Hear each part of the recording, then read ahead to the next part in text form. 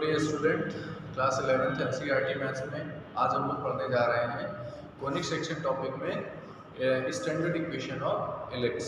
तो इलिप्स में हम लोग यहाँ पे दो टाइप के स्टैंडर्ड इक्वेशंस पढ़ते हैं। आइए हम सब लोग देखते हैं। First, x square upon a square y square upon b square equal to 1। देखिए ये कब यूज होगा? Here a is greater than b। ये पहले टाइप का स्टैंडर्ड इक्वेशन ऑफ इलिप्स होगा। इसमें a की वैल्यू क्या है? b से ग्रेटर होती है। ये a और ये b है, तो ये होगा। सेकंड टाइप ऑफ इक्वेशन में आप लोग ध्यान से देखिएगा, जैसे फर्स्ट होता है वैसे ही सेकंड होता है, लेकिन आपकी बुक में यहाँ पर a और b को चेंज कर दिया गया है। लेकिन जो अदर रेफरेंस बुक होती है उसमें दोनों जगह पर सेम एज इट इज होता है, बस कंडीशन यहाँ पर ये चेंज हो जाती है, b ग्रेटर देन a हो जाता है। तो आइए हम लोग देखते हैं। यहाँ पर सेकंड इक्वेशन में भी आप इसको एज इट इज रखिए, x square upon a square y square upon b square is equal to 1। लेकिन यहाँ पर केस चेंज हो जाएगा। यहाँ पर केस क्या होगा? Then b is greater than a। तो देखिए यहाँ पर इन दोनों इक्वेशंस को आप ध्यान से देखिए, दोनों सेम इक्वेशन है, बस यहाँ पर चेंज क्या है? इसमें b is greater than a है और इसमें a is greater then b है। तो यहाँ पर ये दोनों में डिफरेंस हो जाता है। ओके, तो आइए आज हम लोग सेकंड केस को डिस्कस करने जा रहे हैं। तो सेकंड केस कैसे होगा आप लोग जरा ध्यान से देखिएगा। डायग्राम यहाँ पर हम लोगों ने एक्स एक्सिस और वाई एक्सिस ड्रॉ किया है। इसके बाद देखिए, इस बार इस केस में सेकंड केस में b की वैल्यू a से ग्रेटर है, तो ऐसे में ये डायग्राम इस टाइप का बनता है। आप लोग जरा ध्यान से देखिएगा,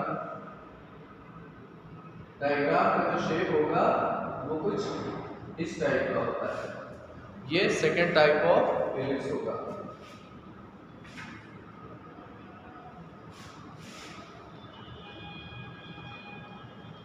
इसमें ये पॉइंट A है, इसके कोऑर्डिनेट a, 0, ये पॉइंट A डैश, इसके कोऑर्डिनेट -a, 0।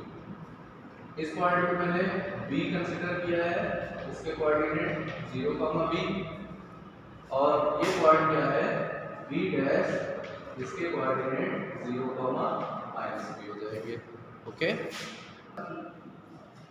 तो देखो बेटा, इसमें मैंने आपको ये कोऑर्डिनेट बताए हैं। अब आप देखिए, पिछले वाले जो फर्स्ट टाइप में था उसमें आपको मैंने बताया था कि दो टाइप के यहाँ फोकस होते हैं। तो यहाँ पर फर्स्ट फोकस हम इसको F1 लेट करते हैं और ये सेकंड फोकस इसको F2। फर्स्ट फोकस के कोऑर्डिनेट पिछले वाले फर्स्ट इक्वेशन में a, 0 था, यहाँ पर आपको 0, b लिखना होगा और यहाँ 0, -b ये होगा। इसके बाद देखो बेटा, यहाँ पर एक लाइन और इस लाइन को क्या कहते हैं? डायरेक्ट्रिक्स कहते हैं। और एक लाइन यहाँ पर भी होगी जो फोकस के जस्ट अपोजिट में होगी। इस लाइन को क्या कहते हैं? डायरेक्ट्रिक्स कहते हैं। तो दोनों डायरेक्ट्रिक्स है बेटा यहाँ पर, क्योंकि यहाँ पर दो टाइप के फोकस है, इसलिए यहाँ डायरेक्ट्रिक्स भी क्या होगी? दो टाइप की होगी। और देखिए ये डायरेक्ट्रिक्स क्या है? एक्स एक्सिस के पैरेलल है, तो इसकी इक्वेशन होगी y b upon e। First वाले में थी x a अपॉन e और यहाँ पर y -b अपॉन e। ये होगी इसकी डायरेक्ट्रिक्स की इक्वेशंस। तो बेटा ये इसका डायग्राम होगा। यहाँ पर इसका सेंटर O होगा, जैसे हमने लास्ट वाले में बताया था आपको। अब आइए इसके लिए वन बाय वन हम लोग डिस्कस करते हैं। सबसे पहले आते हैं वर्टिसेस। वर्टिसेस यहाँ पर बेटा दो टाइप के होते हैं। वर्टिसेस में आप देखिए A और A डैश है और B और B डैश है, तो इसमें आपको क्या लिखना होगा? 0, b एंड b डैश होगा 0, -b। सेंटर यहाँ पर क्या होगा, सेंटर होगा 0, 0। फोकस बेटा यहाँ पर क्या होता है, फोकस के कोऑर्डिनेट होंगे F1 के 0, BE एंड सेकंड फोकस के क्या होंगे 0, -BE। ये होगा सेकंड फोकस के इक्वेशंस होगी। ओके, इसके बाद आते हैं, इसके बाद बेटा फोकस के बाद आते हैं वर्टिसेस डायरेक्ट्रिक्स।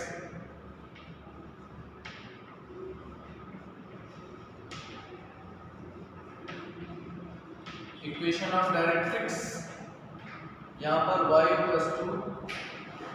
P/E एंड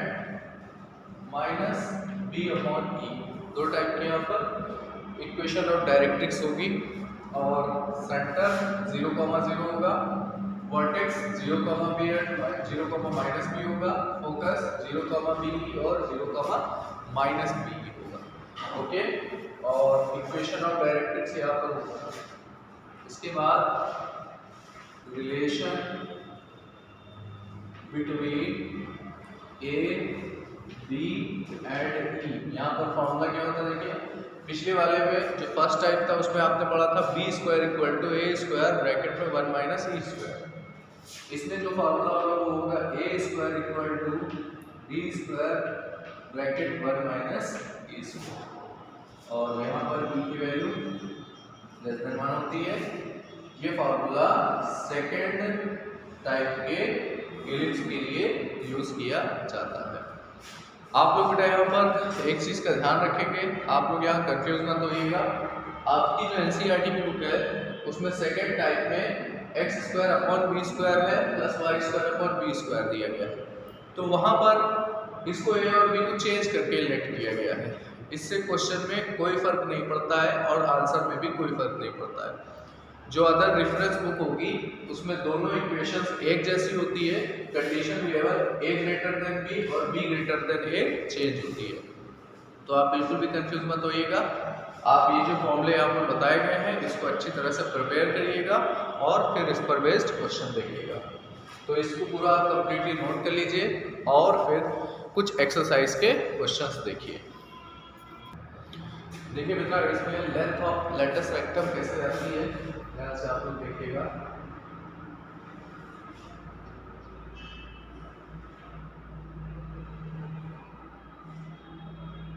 यहाँ पर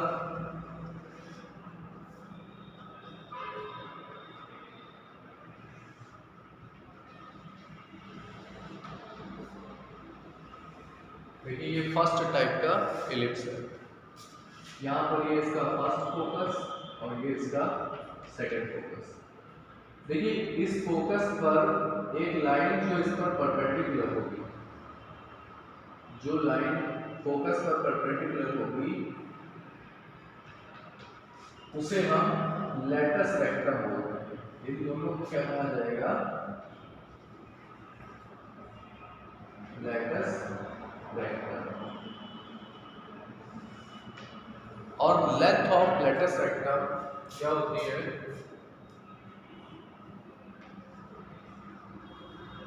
ये होती है 2B²/A। ये किसके लिए होगी, फॉर फर्स्ट। इस पैराबोला के लिए x² / A² y² / B² = 1 के लिए। और इसमें ध्यान रखिएगा कि A की वैल्यू ग्रेटर देन B होगी। और length of latus rectum 2A² B ये भी होता है। ये कब, ये सेकंड टाइप वाले पैराबोला के लिए है, सेकंड टाइप ऑफ इलिप्स के लिए है।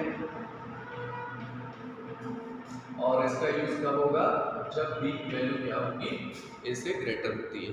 तो लेंथ ऑफ लेटस रेक्टम पहला फॉर्मूला कब यूज होगा, जब आपको पहले वाली इक्वेशन दी होगी जिसमें A की वैल्यू B से ग्रेटर देन होती है। तो 2B²/A। और इसका यूज कब करेंगे, 2A² B का, जब आपको इलिप्स जो होगी वो B > A वाले केस दिया जाएगा। ओके बेटा, आइए हम लोग कुछ एक्सरसाइज के क्वेश्चंस देखते हैं। देखिए स्टूडेंट, पहला क्वेश्चन एक्सरसाइज का आपको गिवन है एक्सरसाइज 11.3 में। Find the focus vertices length of major axis eccentricity latus vector. ये सारी चीजें आपको क्वेश्चन नंबर 1 to 9 में फाइंड आउट करनी होगी। तो हम आपको पहला क्वेश्चन बता रहे हैं, आप लोग ध्यान से देखिएगा। यहां पर आपको इक्वेशन ऑफ इलिप्स गिवन है। क्या है?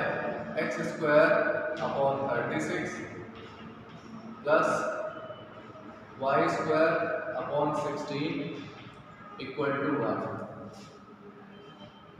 On comparing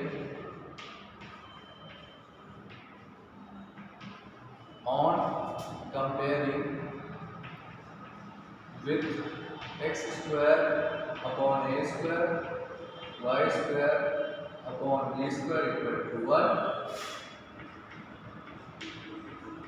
we get। देखिए इस पैराबोला को, इस इलिप्स को इस स्टैंडर्ड इक्वेशन से कंपेयर कर लीजिए। क्या आएगा? देखिए a स्क्वायर की वैल्यू 36 और b स्क्वायर की वैल्यू 16।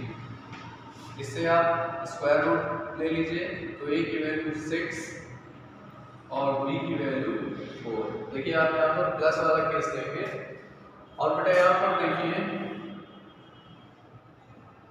यहाँ पर a की वैल्यू b से क्या है? ग्रेटर है। Here a is greater than b। तो जब a की वैल्यू b से ग्रेटर होता है तो इलिप्स की जो इक्वेशन होती है वो first type of standard equation होती है। यानी कि ये हमारा जो इलिप्स गिवन है क्वेश्चन में, ये फर्स्ट टाइप वाला इलिप्स दिया गया है। तो अब आपके सारे फॉर्मूले भी फर्स्ट टाइप ऑफ इलिप्स के लगाने होंगे। यहाँ पर आपको मैंने 2 केस बताए हैं, आप ध्यान रखिएगा इसका। तो यहाँ पर फर्स्ट टाइप वाले फॉर्मूले का यूज किया जाएगा। आप देखिए आपको, अब सबसे पहले तो आप लोग यहाँ पर देखिए a आ गया है, b आ गया है, लेकिन हमारे पास e नहीं है। तो आपको मैंने बताया था फॉर्मूला a, b और e में रिलेशन क्या होता है? b square equal to a square 1 minus e square. ये आपको मैंने फॉर्मूला बताया था। b स्क्वायर की वैल्यू बेटा यहाँ पर कितनी है? 16 और a स्क्वायर की वैल्यू मैंने कितनी बताई है यहाँ पर? 36 और ब्रैकेट में 1 माइनस e स्क्वायर। आप ये 13 और 16 को अपॉन में ले आइए। 16 upon 36 equal to 1 minus e square.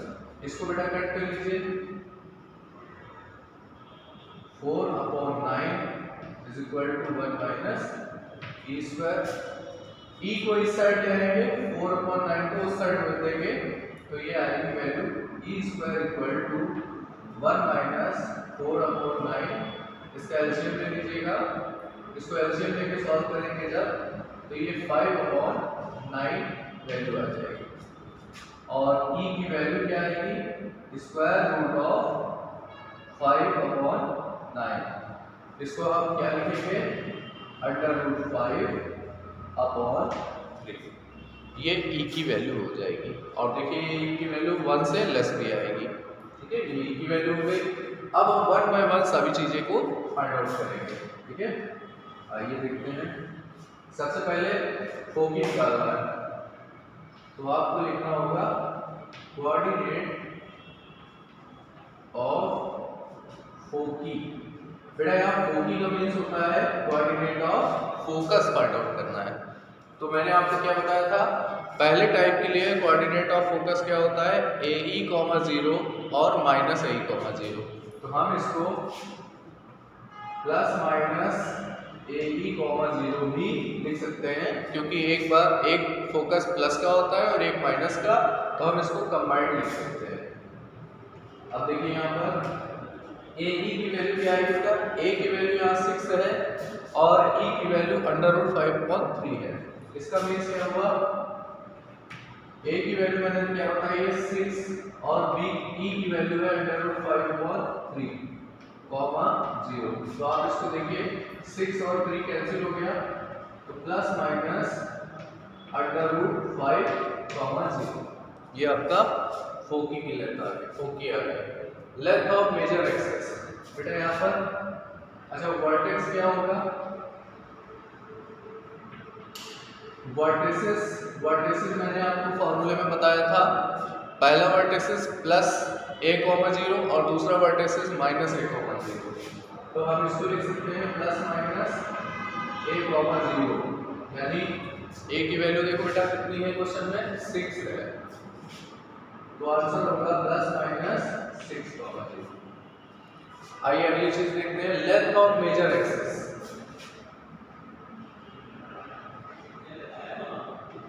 Length of major axis, पहले वाले टाइम के लिए लेंथ ऑफ मेजर एक्सिस क्या बताया गया था आपको, 2a। तो बेटा यहाँ 2 into a की वैल्यू 6 है, यानी आंसर आ गया 12। लेंथ ऑफ मेजर एक्सिस क्या होगा, 12। और इसके बाद इसेंट्रिसिटी, तो इसेंट्रिसिटी का मतलब होता है बेटा e, और e की वैल्यू है √5/3। इसके बाद लेटस रेक्टम। लेटस रेक्टम बेटा क्या होता है, ध्यान से देखिएगा,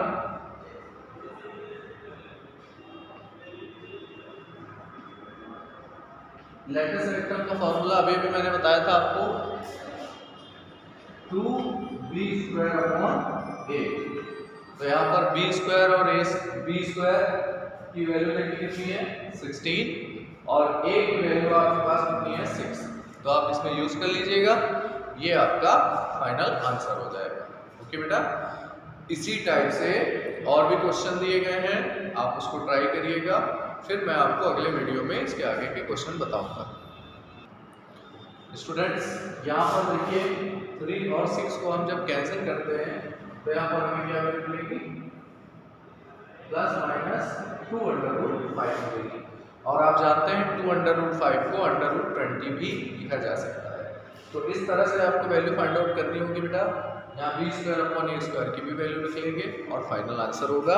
आज आप क्वेश्चन नंबर 1 से लेकर 9 तक की ट्राई करेंगे, अगले वीडियो में आगे बताएंगे।